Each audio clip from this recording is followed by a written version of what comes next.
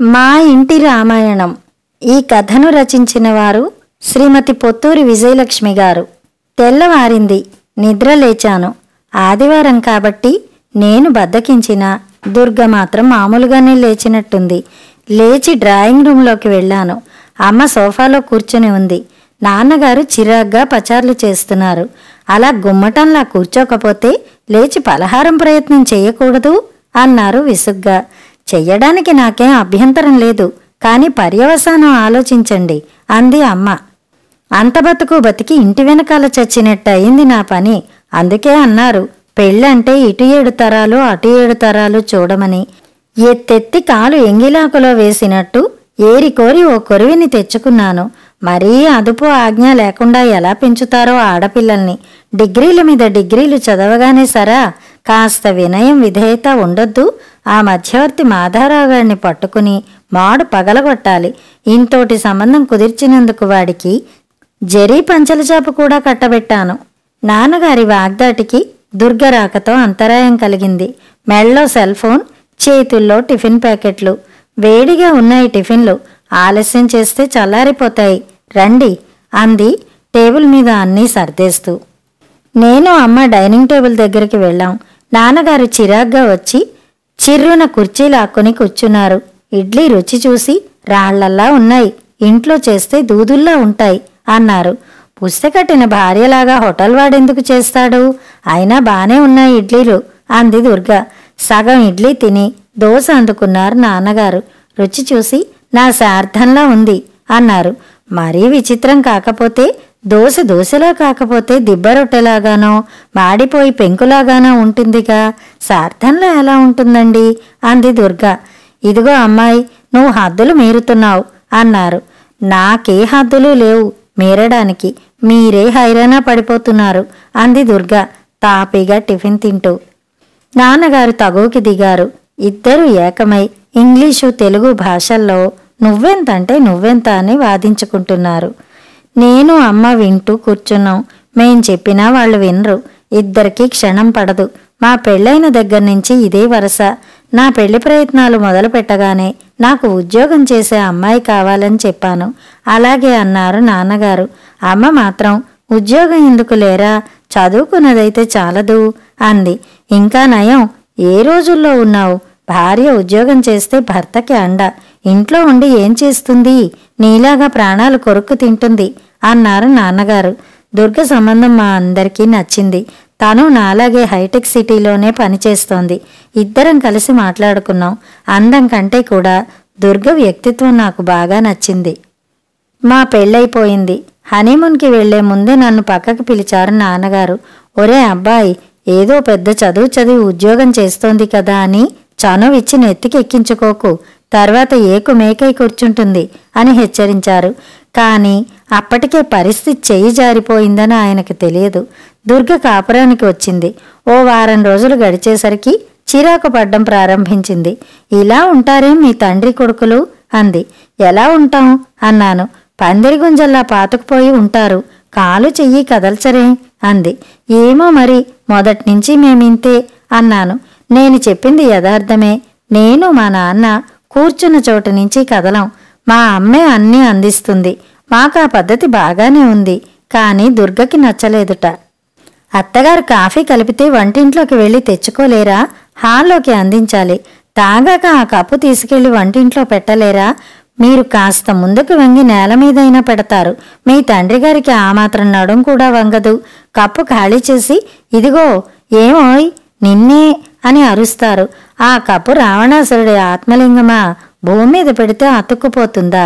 ఆవిడ అష్టావధానం చేస్తూ వంటింట్లోంచి వచ్చి అందుకునేదాకా అలా అరుస్తూనే ఉంటారు. ఇక తెల్లవారిన దగ్గర నుంచి వేవిళ్ల భాగ్యశాలిలాగా 1000 కోరికలు. పెసరట్లలోకి అల్లం పచ్చడితో పాటు కొబ్బరి పచ్చడి కూడా చేసేయి. ఉత్తపప్పులోకి ఊరమిరపకాయలు వేయించి పులుసులోకి గుమ్మడి వడియం వేయించు అంటూ ఆవిడ్ని వేపుకు తింటారు. మీరు తెమిలి ఆఫీసులకి వెళ్లేసరికి ఇల్లు రణరంగంలా ఉంటుంది. పాపం ఆవిడ వంగి లేచి సూర్య నమస్కారాలు చేసినట్టు ఇల్లంతా సర్దుకుంటుంది. చేసిన ప్రతి పనికి వంకలు పెట్టి సాధిస్తారు. ఏమిటిదంతా అంది విసుగ్గా. ఏమో సుమా, మా ఇంట్లో ఇంతే. చిన్నప్పుడు మా బామ్మ కూడా ఇలాగే చేసేది. ఇంకా మా నాన్నగారి నయం. మా తాతగారైతే చింతకాయ పచ్చట్లో మెంతులు మార్చి చావబెట్టావు, ఒళ్ళు కొవ్వెక్కిందా అని తిట్టేవారు అన్నాను కించిత్ గర్వంగా. చెప్పుకునేందుకు సిగ్గు లేకపోతే సరి. ఆవిడ కాబట్టి ఊరుకుంది. నేనైతే ఆ చింతకాయ పచ్చడి తీసి ఆయన మొహాన పిడక్కొట్టినట్టు కొట్టేదాన్ని అంది దుర్గ. షూ, తప్పు కాదు, అలా అనకు. నాన్నగారు వింటే బాధపడతారు అన్నాను. వింటేగా. మరో వారం చూసి నాన్నగారి మీదనే ధ్వజం ఎత్తింది. ఎంత చేసినా ఆవిడనలా వేధిస్తారే అంది. నాన్నగారికి చాలా కోపం వచ్చింది. మా పద్ధతులు ఇంతే. అయినా నిన్నగాక మొన్న వచ్చిన కోడలివి. నీకోసం మేమంతా ఎందుకు మారాలి? నువ్వే నీ పద్ధతి మార్చుకో అన్నారు. ఏదైనా మంచి పద్ధతులైతే నేను నేర్చుకుని నా అలవాట్లు మార్చుకునేదాన్ని. ఇక్కడేం నేర్చుకోను? రాతియుగం పద్ధతులు నడుస్తున్నాయి ఇక్కడ అంది దుర్గ. రాతియుగమో కలియుగమో మేము ఇంతే. అయినా కందకలేని దురద కత్తిపీటకని సామెత చెప్పినట్టు మీ అత్తగారికి లేని బాధ నీకెందుకు అన్నారు నాన్న. ఈ ఇంటికొచ్చి పడ్డాను కాబట్టి అత్తని కాల్చుకు తిన్న కొంపలో కోడలు సుఖపడుతుందా అని సామెత చెప్పినట్లు రేపు నన్ను ఇలానే కాల్చుకు తింటారని నా భయం అంది దుర్గ. ఆ సామెత నేనెక్కడా వినలేదు అన్నారు నాన్న.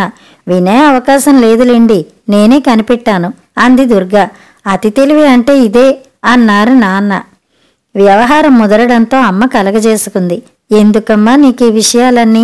నీ పన్ను చేసుకో చాలు. ఇంటి గొడవంతా నేను చూసుకుంటాను అంది. అసలు దీనికి అంతటికీ కారణం మీరు. వీళ్ళకి చాకిరీ చేసి చేసి మీరు ఓ యంత్రంలా తయారైపోయారు. ముందు మిమ్మల్ని బాగు చెయ్యాలి అంది దుర్గ. దాన్ని అలా ఉండని, దానికి నీ హితబోధలేం అక్కర్లేదు అన్నారు నాన్నగారు. ఏ, మీ అబ్బాయికి మీరు హితబోధ చేయాలా? నన్ను చెప్పు చేతల్లో పెట్టుకోమని అంది దుర్గ. గతుక్కుమన్నారు నాన్నగారు. ఆ విషయం నీకెవరు చెప్పారు అన్నారు. ఎవరో ఎందుకు చెప్తారు? మీ అబ్బాయే చెప్పారు అంది దుర్గ. చెప్తే చెప్పాను, పెద్ద ముండావాడిని, కొడుక్కి ఆ మాత్రం చెప్పతగనా సమర్థించుకున్నారు. అదే నేను చెప్పేది. సాటి ఆడది మా అత్తగారు. ఆవిడ అవస్థలు పడుతుంటే పిల్లముండాదాన్ని కాస్త మాట సాయం చేస్తే తప్ప దుర్గ కూడా సమర్థించుకుంది. నాన్నగారికి చిర్రెత్తుకొచ్చింది. పెద్దంతరం చిన్నంతరం లేదా? ఇలా ఎలా పెంచారు మీ నాన్న అన్నారు. అడిగి తెలుసుకోండి అని వెళ్ళిపోయింది దుర్గ. మన్నాడే మా మామగారిని అత్తగారిని పిలిపించారు నాన్నగారు. విషయం అంతా చెప్పి మీ అమ్మాయిని మందలించండి అన్నారుట. దానికి మా మామగారు నీళ్లు నమిలి, బావగారు, అల్లుడికి సూటు బుట్టు కొనివ్వమనండి, ఇస్తాను. మిమ్మల్ని అక్కగారిని పండక్కి పిలవమనండి, పిలుస్తాను. అంతేకాని ఈ గురుతర బాధ్యత నా మీద పెట్టకండి. నా కూతుళ్ళిద్దరూ మొదట్నుంచి ఇంతే. ఇంకా ఇది కాస్త నయం. మా పెద్దమ్మాయి సాంభవి ఉందే, అది మరీ గయ్యాళి అన్నారు. ఇంకా నయం, అదృష్టవశాత్తు ఆవిడ మా ఇంటి కోడలు కాలేదు. అయి ఉంటే నేను ఈ పాటికి అనాథాశ్రమంలో ఉండేవాడిని అన్నారు నాన్నగారు. అసలు ఇది వాళ్ళ తప్పు కాదులేండి బావగారు. అప్పట్లో మా తండ్రి గారు రాజరాజేశ్వరి పూజ చేసేవారు. అప్పుడు పుట్టిన ఆడపిల్లలు కదా వాళ్ళు. అందుకే ఆ ధైర్య సాహసాలు అలవడ్డాయి అంటూ కూతుళ్లను వెనకేసుకొచ్చారు. పోన్లేండి, అంతటితో సరిపెట్టారు. మీ తండ్రి గారు చండీ ఉపాసన చేసి ఉంటే మీ ఇంట్లో భద్రకాళి, జ్వాలాముఖి మొదలైన మాతృకలు అవతరించి దేశం అంతా అల్లకల్లోలం చేసేవారు అన్నారు నాన్నగారు. బావగారు జోకేశారు అని నవ్వారు మామగారు. జోకా నా పిండా కూడా? మీకే అష్టవర్షాత్ భవేత్ కన్యా అని ఆవు పాలతో అప్పగించి చేతులు దులుపుకున్నారు. నా పాటలు నేను పడుతున్నాను అని వాపోయారు నాన్నగారు. వియ్యంకుడి వల్ల తనకే ఆసరా లేదని గ్రహించి తనే రంగంలోకి దిగారు. చూడమ్మాయి, ఆడది ఇంట్లో పని చేసుకోవడం మన సనాతన ధర్మం. నీకు తెలుసో తెలియదో, కార్యేషు దాసి కరణేశు మంత్రి అని చెప్పారు పెద్దవాళ్ళు. అందులోనూ మీ అత్తగారేం కష్టపడుతూ పనిచేయడం లేదు, దానికి ఇల్లే వైకుంఠం అన్నారు చాలా ప్రేమగా.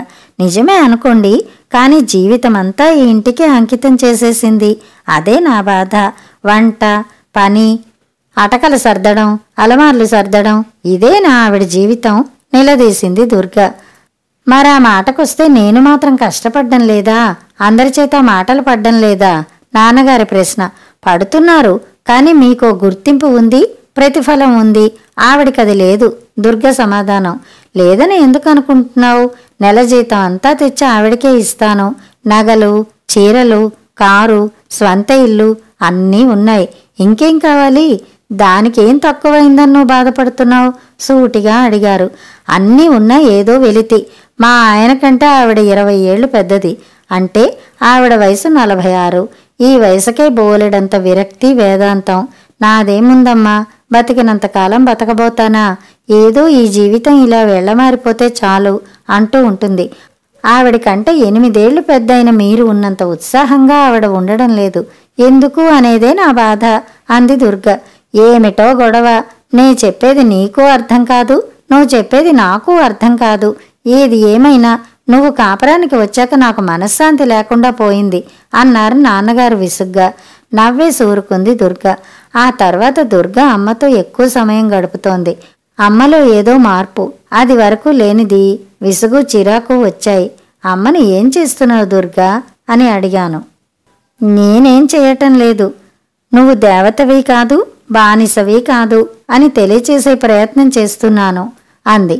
ఆ రోజుల్లోనే తను బ్యూటీ పార్లర్కి వెళ్తూ అమ్మని వెంట తీసుకెళ్ళింది. అమ్మలో ఎంతో మార్పు, మరీ చిన్నదానిలాగా ఉంది. యథాప్రకారం విసుక్కున్నారు నాన్నగారు. ఈ వయసులో ఏమిటి వేషాలు? నలుగురు చూస్తే ఏమనుకుంటారు అన్నారు. ఏమీ అనుకోరు, మహా అయితే మీది 2వ పెళ్ళి అనుకుంటారు అంది దుర్గ నవ్వుతూ. గతుక్కుమన్నారు నాన్నగారు. మర్నాటి నుండి మార్నింగ్ వాక్ మొదలుపెట్టారు. నన్ను అడిగి 4 టీషర్ట్లు కూడా కొనిపించుకున్నారు. ఆ రోజుల్లోనే మరో సంఘటన జరిగింది. అమ్మ పినతండ్రి కొడుకు కూతురు పెళ్లి కేరళలో. అవడానికి పినతండ్రి కొడుకే అయినా స్వంత అన్న కంటే ఎక్కువ మా అమ్మకి. పెళ్లికి వెళ్తానందే అమ్మ. ఎలా వెళ్తావు? నాకు సెలవు దొరకదు, బోలెడంత దూరం. నువ్వు వెళ్తే ఇంట్లో ఇబ్బంది కాదు అన్నారు నాన్నగారు అలవాటు ప్రకారం. సర్లేండి, ఏం చేస్తాను, నాకు ప్రాప్తం లేదనుకుంటాను అంది అమ్మ కూడా అలవాటు ప్రకారం. కానీ దుర్గ ఊరుకోలేదు. అమ్మని ప్రోత్సహించి ప్రయాణం చేయించింది. నాన్నగారు ఆఫీస్ పని మీద టూర్ వెళ్లి వచ్చేలోగా అమ్మని విమానం ఎక్కించింది. నాన్నగారు కోప్పడ్డారు. వద్దని చెప్పాగా, ఎందుకెళ్ళింది అని. ఆవిడ వెళ్ళలేదు, నేనే పంపించాను అంది దుర్గ. పోన్లే, ఈ సాకున విమానం ఎక్కింది మీ అత్తగారు. అసలు విమానం ఎక్కాలని దానికి చాలా సరదా. సంపాదించుకుంటున్న కోడలివి కదా, అత్తగారిని విమానం ఎక్కించావు అన్నారు నాన్నగారు. విమానం ఎక్కించింది నేనైనా డబ్బు మీదే అంది దుర్గ. అదిరిపడ్డారు నాన్నగారు. నా డబ్బా అన్నారు. అవును, ఆయనెవరో అప్పు తీర్చాడని అత్తగారికిచ్చారటగా, అందులోంచి టికెట్ కొన్నాను అంది. అగ్గి బుగ్గి అయిపోయారు నాన్నగారు. మనం తిన్నట్టా ఒకరికి పెట్టినట్లా?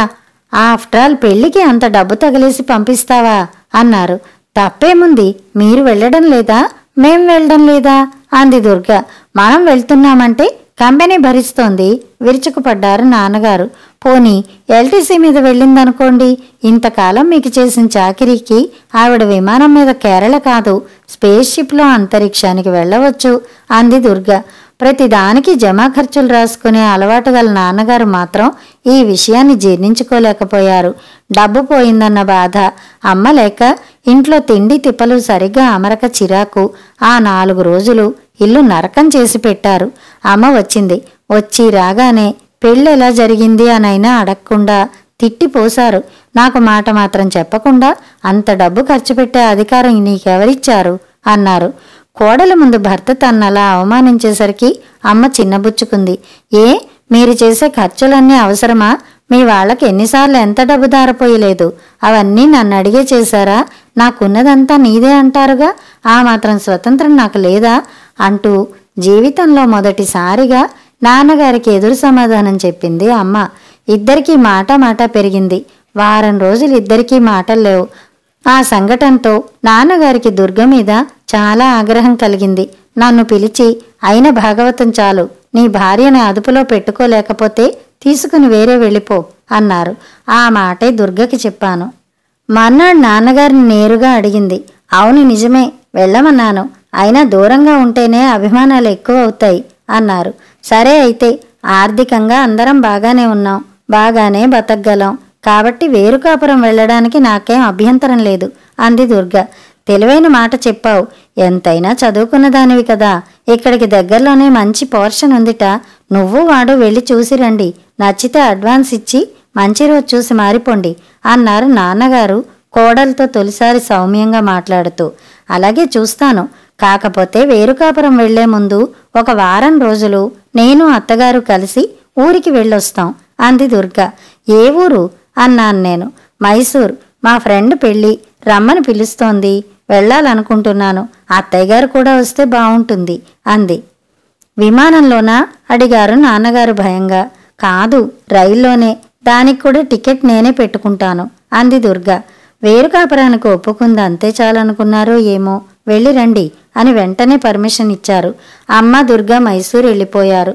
మా పని అస్తవ్యస్తం అయిపోయింది. కాఫీ కాఫీ అని కాకుల్లా అరవడం తప్పించి కాఫీ చేయడం కూడా రాదు మాకు. కాఫీ చేసేసరికి ఇద్దరం నిజంగానే చేతులు కాల్చుకున్నాం. రెండో రోజుకి హోటల్ భోజనం మొహం మొత్తింది. డబ్బు తగలేసి గడ్డి తింటున్నాం. ఇదే సాంబారు మీ అమ్మ చేస్తే అమృతంలా ఉంటుంది అన్నారు నాన్నగారు. నిజమే, అమ్మ చేసిన పెసరపచ్చడితో అర్ధపావు బియ్యం అన్నం తినొచ్చు అన్నాను నేను. అమ్మ సేవల్ని తలుచుకుంటూ కష్టం మీద కాలక్షేపం చేశాం. అమ్మ దుర్గా తిరిగొచ్చేశారు. మా ప్రాణం లేచొచ్చింది. ఆ సాయంత్రం అమ్మ నా దగ్గరికి వచ్చి కూర్చుంది. ఎలా జరిగిందమ్మా పెళ్ళి అన్నాను. అదే చెప్పాలిరా, పెళ్ళి లేదు, పేరంటమూ లేదు, ఊరికే అలా చెప్పిందిట. శృంగేరి, మూకాంబిక, ఉడిపి, బేలూరు, హళీబీడు అన్నీ చూసొచ్చాం. పెళ్ళికెళ్ళలేదని మీతో చెప్పవద్దని చెప్పింది. నాన్నగారితో చెప్పలేదులే, మనసు ఊరుకోక నీకు చెప్తున్నా. అన్నట్లోరే, దుర్గ ఎంత మంచిదో కదూ. ఈ వారం రోజులు నా ప్రాణానికి హాయిగా ఉందనుకో అంది అమ్మ. నాకు ఆశ్చర్యం వేసింది. దుర్గని అడిగాను. నవ్వు ఊరుకుంది. వారం రోజులయ్యాక మా కజిన్ అమలాపురంలో ఉంది, ఎప్పటినుంచో రమ్మంటోంది. 2 రోజులు వెళ్ళొస్తాం అంది దుర్గ. మహారాజులా వెళ్ళిరండి అన్నారు నాన్నగారు. తలనొప్పి 4 రోజులైనా తగ్గుతుందన్న ఆశతో. తీరా అత్తయ్య నేను వెళ్తాం అనేసరికి ఆయన కోపం వచ్చింది. ప్రతిసారి అత్తయ్య ఎందుకు నీ వెంట తోకలా? నీ మొగుడున్నాడుగా, వాడిని తీసుకెళ్ళు అన్నారు. సర్లేండి, పిల్లలతో తిరణాలకి, మొగుడితో పుట్టింటికి వెళ్ళకూడదని చెప్పారు పెద్దలు. ఈయన్ని తీసుకెళితే ఈయనకన్నీ అందించడంతోనే సరిపోతుంది. అత్తయ్య గారైతేనే సుఖం అంది దుర్గ. అమ్మ కూడా సంతోషంగా, పోనీ 4 రోజులు వెళ్ళొస్తాను. ఇన్నాళ్ళు ఇల్లు కదలకుండానే గడిచిపోయింది. ఇన్నాళ్ళకి ఓ ఊరు తీసుకెళ్ళి ఓ వేడుక చూపించే మనిషి దొరికింది అని పెట్టె సర్దేసుకుంది. మేము వద్దంటున్నా వినకుండా వెళ్ళిపోయారిద్దరూ. నాన్న, మళ్ళీ మనకు హోటల్ తిండే గతి అన్నాను. సిగ్గు లేకపోతే సరే, అసలు దీనికంతటికీ కారణం నువ్వు. పెళ్ళాన్ని అదుపులో పెట్టుకోరా అంటే విన్నావా? నీ పెళ్ళి కాదుగాని నా చావుకొచ్చింది అన్నారు నాన్న. చెప్పొద్దు, నాకు కోపం వచ్చింది. అటు దుర్గా నన్నే అని, ఇటు ఈయన నన్నే అంటే నేనేమైపోవాలి? అందుకే చాలండి పెద్ద బడాయి, అక్కడికి మీ ఆవిడ మీ మాట వింటున్నట్టు మీరొద్దన్నా వినకుండా వెళ్ళిందిగా అమ్మా అన్నాను. మరింత మండిపడ్డారు. 3 రోజులు నానా అవస్థ పడ్డాం. అత్త కోడలు కోనసీమ చూసి తిరిగొచ్చారు. ఏదో మా కేరళ అని వాళ్ళు డప్పు కొట్టుకుంటున్నారు గాని మన కోనసీమ కేరళకి ఎంత మాత్రం తీసిపోదు. కాకపోతే ఏ గుర్తింపు లేకుండా మూలపడుంది నాకు మళ్ళీనే అంది అమ్మ వివరాలు చెబుతూ. నాన్న గుర్రుగా చూశారు. అయ్యో, ఇంకా మీరు అండమాన్ చూస్తే ఇంకెంత సరదా పడిపోతారో అత్తయ్య అంది దుర్గ. నిజంగానా దుర్గా? అంత బాగుంటుందా అండమాను? వెళ్దామా అంది అమ్మ. అలాగే, వీలు చూసుకుని షిప్లో వెళదాం అంది దుర్గ. షిప్ కూడా ఎక్కిస్తావా? నా తల్లే అంది అమ్మ సంబరంగా. నీ సరదా మండిపోను. 4 రోజులు ఊరి మీద తిరిగొచ్చి మీరు తిన్నారా చచ్చారా అని మొగుణ్ణి అడగడం పోయి మళ్ళీ ప్రయాణం కడతావు, బుద్ధుందా నీకు అని తిట్టిపోశారు నాన్న. ఏ, ఇన్నాళ్ళు మీరు నన్ను అడిగారా తిన్నావా ఉన్నావా అని అంది అమ్మ. నీకు ఈ మధ్య తెలివితేటలు ఎక్కువ అవుతున్నాయి అన్నారు నాన్నగారు. ఎక్కువ అవడం లేదు, ఉన్నవే బయటపడుతున్నాయి అంది దుర్గ. నువ్వు ఊరుకో, ప్రతిదానికి తగుదునమ్మా అని దూరిపోతావు అని విసుక్కున్నారు నాన్న. అమ్మలో మార్పు చూసి భయం వేసింది ఆయనకి. అమ్మాయి, మీ వేరుకాపురం వ్యవహారం ఏమైంది అని వెంటపడ్డారు.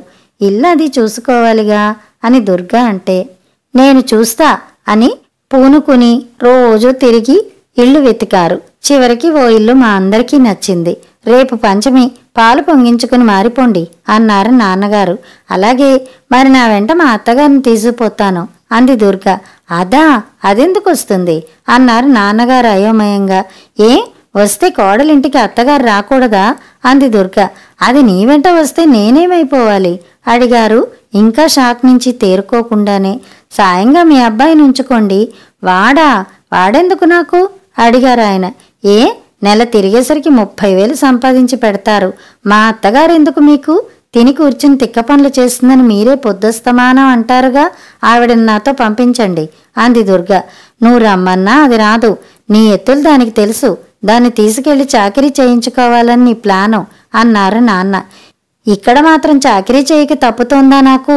దుర్గతో వెళ్తే పని చేసినా ఆదరంగా చూస్తుంది. ఎక్కడికైనా తీసుకెళ్లి తిప్పి చూపిస్తుంది. నే వెళతా అందే అమ్మ. హతాశులైపోయారు నాన్నగారు. ఏమిట్రా ఇదంతా? బెల్లం కొట్టిన రాయిలా మాట్లాడమే అన్నారు నన్ను చూసి. నేను చెప్పేదేముంది? అయినా అమ్మ దుర్గ వెళ్ళిపోతే ఈయన్ని పెట్టుకుని నేనేం చేస్తాను? అందుకే నేను దుర్గతోనే వెళ్తా అని చెప్పేశాను. నువ్వే గంగలోనైనా దూకు. నీ భార్య నా భార్యను తీసుకుపోతానంటోంది కదా, అదే నాకు తలనొప్పి అన్నారాయన. బదులుగా నా భర్తని సాయంగా ఉంచుతానన్నానుగా. ఆయన ఉండనంటే నేనేం చేసేది? ఇప్పుడు నాకేం బాధ లేదు. మా ఆయన మా అత్తగారు నాతో వస్తారట. ఇక మీ ఇష్టం. రేపు పంచమి, పాలు పొంగించుకుని మారిపోతాం అంది దుర్గ. రాజ్యం కోల్పోయిన రాజులాగా డీలా పడిపోయారు నాన్న. ఇదా తల్లి నీ వేరు కాపురం? వేరే పొమ్మంటే నువ్వు నీ మొగుడు వెళ్తారేమో అనుకున్నాను. నా కొంప ముంచావు అన్నారు దీనంగా. అమ్మకి జాలి వేసింది. దుర్గా, పోనీ మీ మావగారిని కూడా మనతో తీసుకెళ్దామా? పైకి గంభీరంగా ఉంటారు గాని ఉత్తడొల్లా అంది. ఇది మరీ బావుంది. అందరం కట్టకట్టుకుని వేరే పోవడం ఎందుకు? ఇక్కడే ఉండొచ్చు కదా అంది దుర్గ. అవును, ఏదో మీ దోవన మీరు పోతే మా దోవన మేము ఉందాం అనుకున్నాను నేను. నువ్విలా చేస్తావని అనుకోలేదు అన్నారు నాన్న దీనంగా. నేను మా అత్తగారిని వదిలి వెళ్ళను కాక వెళ్ళను. కలిసి ఉందాం అంటే మీ ఇష్టం, కానీ నావి కొన్ని షరతులున్నాయి అంది దుర్గ. చెప్పు అన్నారు నాన్నగారు. చెప్పింది దుర్గ. సంధి జరిగింది. అందరం కలిసే ఉంటున్నాం. కొన్ని మార్పులు వచ్చాయి. నేను దుర్గ మా కారులో ఆఫీసుకి వెళుతున్నాం. నాన్నగారి కారుకి డ్రైవర్ని పెట్టాం. డ్రైవర్ నాన్నగారిని ఆఫీసులో దించి ఇంటికి వస్తాడు. పగలంతా అమ్మ దగ్గర ఉంటారు కారు డ్రైవరు. అమ్మకు కూడా క్రెడిట్ కార్డులు చేయించాం. రోజంతా ఇంటి పట్టున ఉండే పని మనిషిని పెట్టాం. శని ఆదివారాలు అమ్మకి సెలవు. బయట తింటాం.